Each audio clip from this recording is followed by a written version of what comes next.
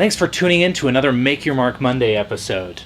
My name is J.S. Broadbent, and today I'd like to talk a little bit about marketing on Twitter, specifically from the people side or the brand side. Some businesses don't quite get this. They're still thinking about maybe their brand as being more important, or that people want to engage with it in ways that don't necessarily make sense. And so the first thing that you need to do is probably determine whether it's your people that you should be championing or whether it's your brand. And there are really two separate purposes when you're looking at Twitter for marketing purposes. From a people perspective, that's usually where you want to take your people and you want to champion them as thought leaders in your industry. They know everything that there is to know about garage storage or whatnot. The brand side is more along the lines of updates for people who actually care about your brand and they're following you. They want to understand what's happening next, what's new, what's coming up, or they want to follow your brand for some other reason. Most people recognize that behind the chicken suit, there is a person there, but not too many people actually care about who that person is. In fact, if you look at the guys out on the street who are walking around in the costumes, nobody really cares who that person is. Usually, you kind of want to not associate with that person, unless you're in Disneyland. If you're in Disneyland, then you always talk to the person in the costume, at least for the kids' sake, right? But on Twitter, really, you've got to make this balance, or you've got to figure out what's the best thing for you to do. If you're striving for people to believe that you are the best at what you do, it's probably best for you to champion your people. On the other hand, if you're really looking at the brand focus and you've got a lot of people who are following you, or you want people to be up to date with you as a company, that's great. You've got a lot of brand evangelists. Usually, for most businesses, you do a little bit of both of these things. So let's take a look closely here at some of the strategies that people and brands use. The number one strategy that I see being used to acquire new followers is still the old model of, hey, I'll follow a bunch of people. Because I followed them, they'll follow me back, and then I will start dropping people off who either didn't follow me, or in some cases, they follow a bunch of people, and then they start cutting that back, and they just kind of go through on a regular basis, and they say, here's all the people I added.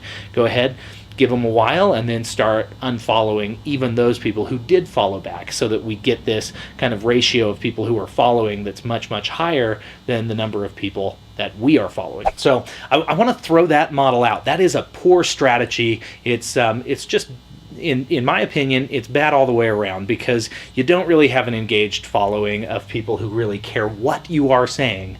The only reason they connected with you is because you said you'd be connected with them. It's very superficial, it's not real, and there's no real interaction that's going on there. Your circle of influence, I guess, is artificially inflated. When we're coming from a people side, be a cheerleader. Go out and mention people. Read what other people are writing, and then tweet about it. Tweet their link. Yes, retweet them, but add your thoughts to it. Don't just retweet to retweet. Add your thoughts to whatever is going on. Give credit where credit's due. If you see a blog post by somebody that's on Twitter, or if you go and read a blog post, make sure you do the research to find the person on Twitter who wrote that blog post and give them Twitter credit for the blog post that they just wrote. Or if you see somebody else that tweeted a blog post, then and they didn't mention who the author is, and you can do some research to find that out, mention the person, retweet the other person. Don't do it in a way that's like, hey man, dude, credit totally belongs to this person. But really what you want to do is you want to just say, hey, great blog post, retweet, and then the person who tweeted the blog post in the first place that you found it from, because you want to give credit in two ways. Credit to the person who introduced you to the post that was great, but also credit to the author of the post, of course. Okay? Be useful. Think about the people that are following you and try and tweet things that are useful. Don't just spam people with all sorts of things. Okay? And I know that Twitter's a little bit harder to do this with than Google Plus or some of the other social platforms, because you can't just update one group. And so one of the things that I've seen done fairly successfully is people say, hey, I'm going to be tweeting about this, and I'll probably be doing it fairly heavily. Mute me if I'm going a little nuts or something like that, and then they just go to town. The only problem with that is if people don't see it right then they're going to have this big long stream, and they're probably not going to go through all of your tweets to figure out that very first tweet where you said, hey, I'm so sorry, I'm going to be tweeting like crazy right now. Anyway, be useful and be considerate to the people that you're following. Try not to tweet too much, and when you do tweet, make sure that it is useful for the people who would be following you. Refine the ideas that are out there. A lot of times I'll see tweets that just don't mean anything. They'll just say, hey, this is cool. And it's like, why is it cool? I fall guilty of that all the time, actually. I just say, hey, great post.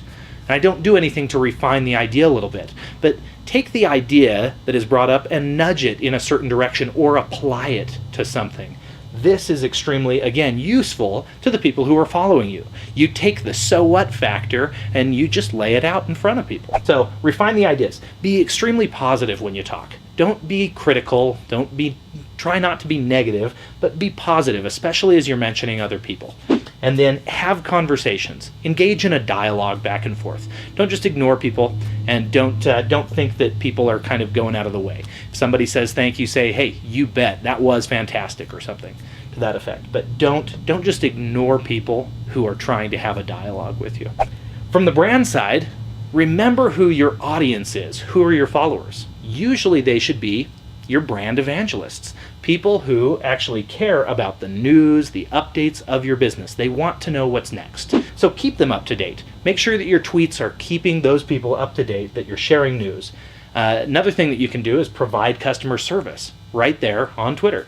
And you see this happen quite a bit. The last step is a piece that I think is just phenomenal. We've seen a few brands do this, but it's advertain your audience. Okay, advertise to your audience at the same time as you're entertaining them.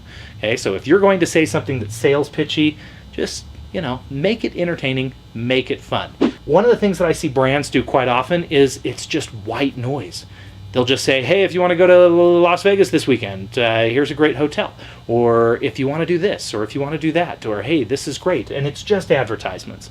And it doesn't get a ton of things unless, of course, it's newsworthy.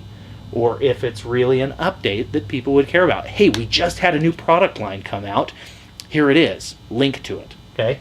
But it's like Las Vegas has always been there, and it will always be there. Find something exciting to say about Las Vegas to get people to want to care about it. Something new, something different. Okay? If you want people to show up to Las Vegas, make it new, make it exciting, and make it different. And that doesn't mean that you have to run discounts all the time or run these, giveaways all the time. Those can be useful in some short instance, but again, if you make an effort to consider the followers that you've got and consider who it is that you should be tweeting to, you'll really go a long ways as a brand and also as the individual people. For more information on this, you can follow Netmark University or Netmark, or you can follow JS Broadbent. Thanks for tuning in.